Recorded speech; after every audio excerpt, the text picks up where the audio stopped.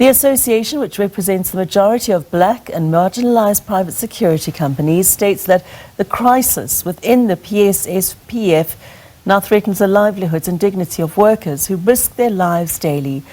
To get a sense of what these concerns are, we've asked SindiswaShangyon, spokesperson of the association, to join us for more. Good evening and thank you for joining us on Late Edition. Thank you for inviting us. We appreciate the opportunity. Briefly tell us what's going on with these deductions and alleged non-payment to funds. I think firstly we just need to sort of contextualize the issue firstly by also indicating that TAPSOSA actually condemns the culture of impunity, financial mismanagement and regulatory neglect that is actually taking place within the Private Security Sector Provident Fund.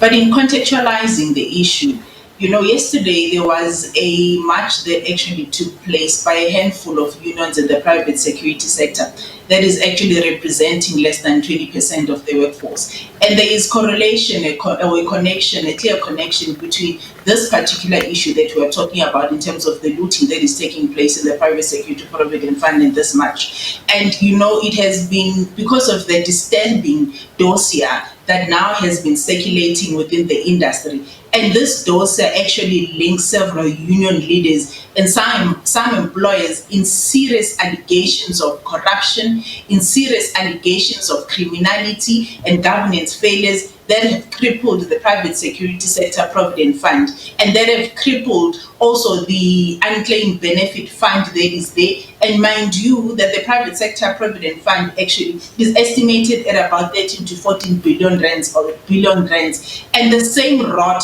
is now finding an expression in the Sector's Bargaining Council, which is an institution which these unions are now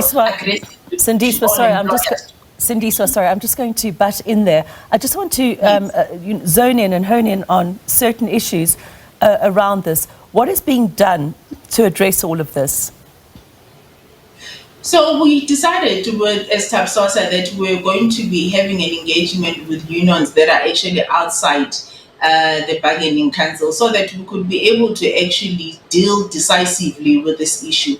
And in dealing decisively with this issue, we wanted to be able to also take the FSCA to task with regards to them not being able to do what they actually need to do in terms of being able to sort out that fund. You must remember that that fund was also placed under administration by the FSCA for the very same wrongdoings that are actually happening. And some of the trustees that were in that fund were found to be delinquent trustees, but they have found their way back, serving as trustees as well in the Private Security Sector Provident Fund and also in the Unclaimed Benefit Fund. So we are saying that, with regards to what is actually happening, there has to be something that needs to be done. There has to be suspension of irregular tenders and contracts and appointments that are actually linked to that fund. There has to be a comprehensive forensic audit into governance and financial mismanagement and failures of that fund.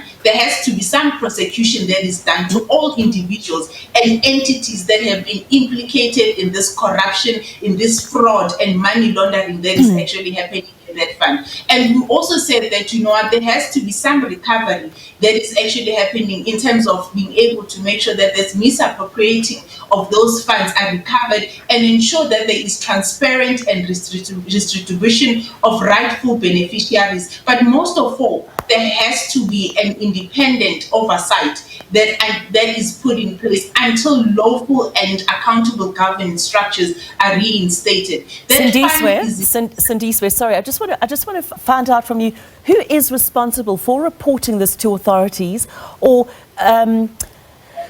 taking action to try and stop this? Who's responsible for that?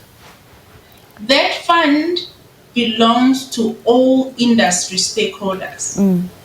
It's the employers, it is the employees, and also those that are representing employees. So it is the responsibility also of employers and employees to be able to report any wrongdoing when it comes to that particular fund, because that fund is put there to safeguard the retirement savings of the workers that are rendering essential services to the private security industry, to make sure that they protect and safeguard the interest of the industry as well. So it is the responsibility of all of us as stakeholders of that fund to make sure that we report any shenanigans and wrongdoings that are happening in that fund. And that is the reason why TAPSOSA has raised an alarm. We raised an alarm before with regards to the shenanigans that have happened, and that fund was put under administration. We are raising exactly the same things again in terms of these shenanigans that are happening. We are saying that they must stop colluding,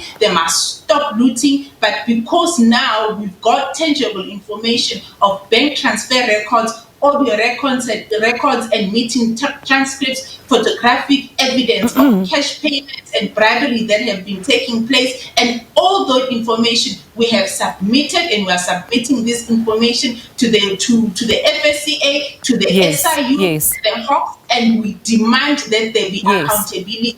We cannot leave such Sindiswa, sorry, we are fast running out of time, and I just want to sneak another question in here. I just want to ask you about security workers often expected to work long shifts, with the main arrangement, it seems to be a popular way of doing it, 6 a.m. to 6 p.m., that's 12 hours for 3 days, then 6 p.m. to 6 a.m. for 3 days, 3 days off, and then back to the 6 to 6 shifts. Now, this doesn't seem humane. What are your thoughts? And do these fit into the labour law guidelines? So it is within the rostering of security officers in terms of being able to work 12-hour shift.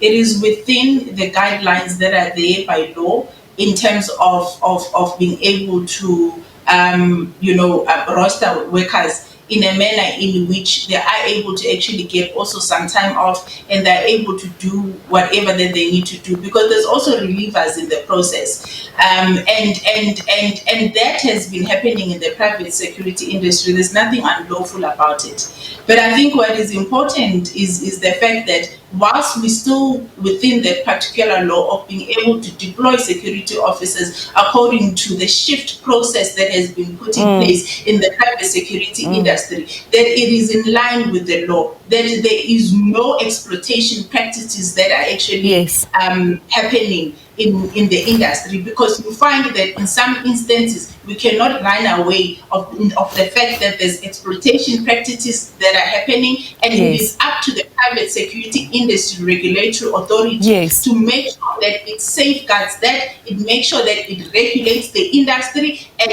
all these wrong elements that are busy abusing workers are put to task, including those that are said. Sindiswa, I'm so sorry to butt in there. I just want to make one more point on those hours. It's all good and well talking about those hours that they work, and it's within the labour laws. But is it humane to work 12 hours in the night for 3 days and then switch it around 12 hours during the day for 3 days? You know what that does to your body?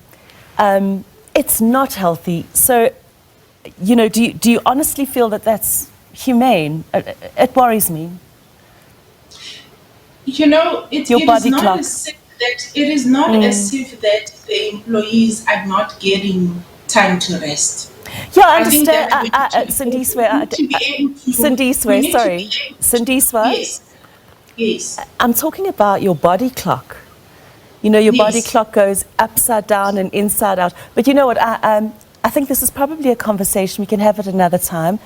And I look forward to chatting to you about that. And thank you so much for coming onto the show tonight to talk about those issues being faced by the security sector. I would love that. I would love that. Thank you, Sindiswa. That was SindiswaShangyon, the Association of Private Security Owners of South Africa spokesperson.